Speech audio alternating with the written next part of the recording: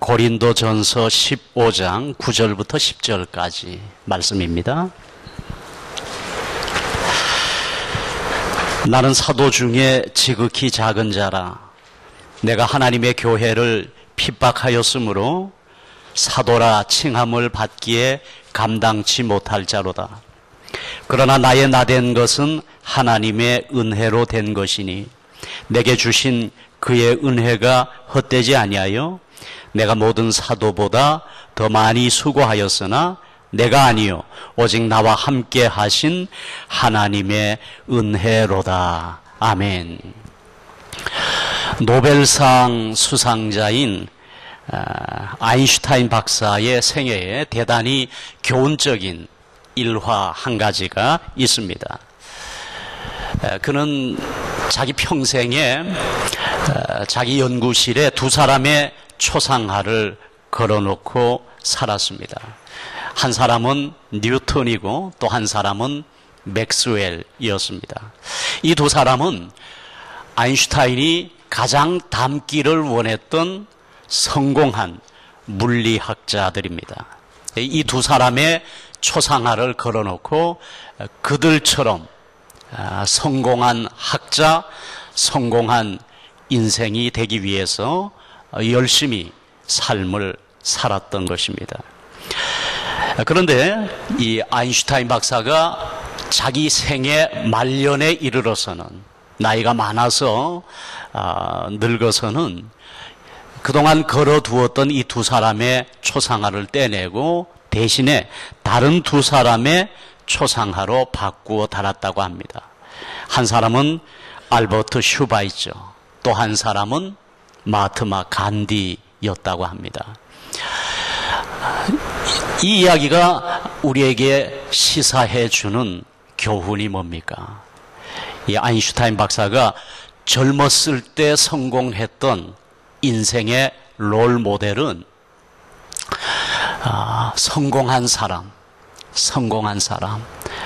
그래서 지식적으로나 명예로나 사회적 지위나 명성에서 크게 성공한 사람을 모델로 삼고 그들처럼 되기 위해서 최선을 다하는 삶을 살았더라는 것입니다.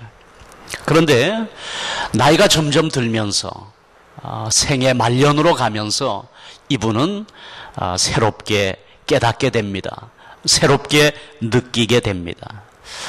성공한 사람이 아니고 겸손을 이룬 사람, 섬김의 삶을 산 사람이 우리 인생의 모델이 되어야 된다라는 것을 그는 비로소 깨닫고 그때부터 인생 속에서 겸손과 섬김을 이룬 대표적인 두 사람, 슈바이처 박사와 마하트마 간디의 초상화를 걸어놓고 그들을 본받기 위해서 노력했다. 그런 이야기가 있습니다.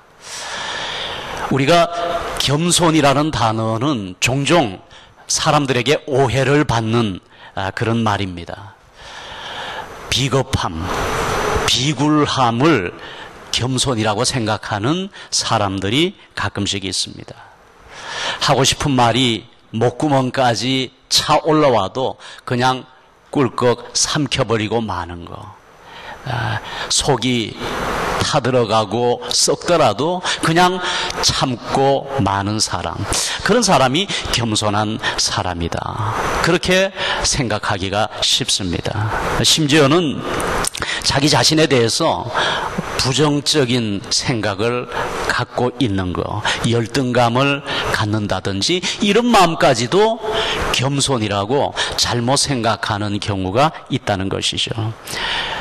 겸손의 의미는 그런 것이 아닙니다. 뛰어난 능력과 업적을 쌓았더라도 또 모든 사람들이 그 앞에서 머리를 숙일 수밖에 없는 높은 지위를 얻었다고 하더라도 자기가 이룬 그 업적, 자기가 얻고 누리고 있는 그 지위를 자신의 영광과 자신의 자랑이 아니고 하나님께 영광을 돌리는 그 모든 것들을 가지고 하나님께 영광을 돌릴 수 있는 사람이 겸손한 사람이라는 것이죠. 옛말에도 곡식은 익으면 고개를 숙인다 그랬습니다. 그 속담처럼 나이가 들고 업적이 쌓이고 이름이 유명해질수록 점점 더 겸손해져간 한 사람이 있는데 바로 오늘 우리가 본문에서 만나게 되는, 본문을 기록하고 있는 사도 바울입니다. 오늘 본문 말씀 9절에 보면 나는 사도 중에 지극히 작은 자다. 바울이 스스로를 그렇게 고백을 합니다. 나는 모든 사도 중에 지극히 작은 자다. 이렇게 겸손하게 고백하고 있는데 사도 바울이 처음부터 이런 식으로 자기를 고백했던 사람은 아니거든요. 고린도전서보다 먼저 썼던, 사도 바울이 고린도전서보다 먼저 기록했던 서신서가 갈라디아서입니다. 그 갈라디아서에 보면 오히려 지금 바울이 이렇게 고백하는 어조와는 정반대로 완전히 다르게 자신을 나타내는 그런 말씀을 우리가 볼 수가 있습니다. 이 베드로와 이 사도 바울이 초기에는 베드로에 대해서 상당히 좀 경쟁심이 있었던 것 같습니다. 그래서 베드로는 유대인의 사도로 택함을 받고 부름을 받았지만은 나는 이방인을 위한 사도로 부름받은 자다. 나도 사도다. 나도 사도다. 또 사도 중에 가장 큰 사도라고 할 수 있는 베드로 못지않은, 베드로가 유대인을 위한 사도라면 나는 이방인을 위한 대표 사도다. 이런 자의식을 가지고 자신을 예수님의 수제자인 베드로와 견주면서 그 베드로에게 결코 뒤질 것이 없다. 그렇게 자신을 소개하는 말씀을 우리가 갈라디아서에서 볼 수가 있습니다. 한 걸음 더 나가서 갈라디아서 2장 11절에 보면 자신이 베드로를 꾸짖었다는 그런 이야기까지 하고 있어요. 갈라디아 2장 11절에 보면 게바가 안디옥에 이르렀을 때, 이 게바는 베드로를 말하는 것입니다. 베드로가 안디옥에 있을 때 그를 면책할 일이 있었기 때문에 내가 그를 면책했다. 이렇게 말씀하고 있어요. 베드로를 자신이 혼내주었다, 꾸짖었다. 그렇게 말하고 있는 겁니다. 굳이 이 사실을 밝히는 의도가 뭡니까? 내가 베드로를 꾸짖을 정도로 베드로에게 결코 뒤질 것이 없는 나도 사도 중에 사도다. 이런 자의식을 사도 바울은 표현을 했던 겁니다. 이랬던 사람인데 지금은 나는 사도 중에 지극히 작은 자다. 나는 사도 중에 가장 작은 사도다. 그렇게 겸손한 자기 고백을 하고 있습니다.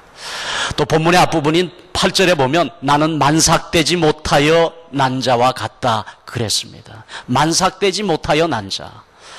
정상적인 사람이면 모태에서 10달을 채우고 나오게 되는데 만삭되지 못해서 10달을 못 채우고 우리 옛날 어른들도 이렇게 8달 만에 나오고 9달 만에 나온 그 조수가들을 가리켜서 미달이라 미수가라 팔푼이라 그렇게 불렀죠. 그렇게 자기 자신이 정상적인 사람이 아니라 정말 미숙하고 부족한 사람이다. 그렇게 스스로를 고백하고 있습니다. 거기에서 그치지 않고 사도 바울이 맨 마지막에 기록한 서신인 디모데전서 1장 15절에 보면 내가 죄인 중에 괴수로다 그랬습니다. 내가 죄인 중에 괴수다 그랬어요. 그래서 사도 바울은 시간이 흐를수록 이렇게 자기 자신을 낮춥니다. 겸손한 자기 고백을 가지고 살고 있습니다. 시간이 지날수록 그의 명성은 높아만 갔습니다. 그의 업적은 계속해서 쌓여갔습니다. 많은 사람들에게 인정을 받았어요. 그러나 그러면 그럴수록 그는 하나님 앞에서 사람들 앞에서 이렇게 자신을 낮추더라라는 것이죠. 여러분, 정말 어려운 것이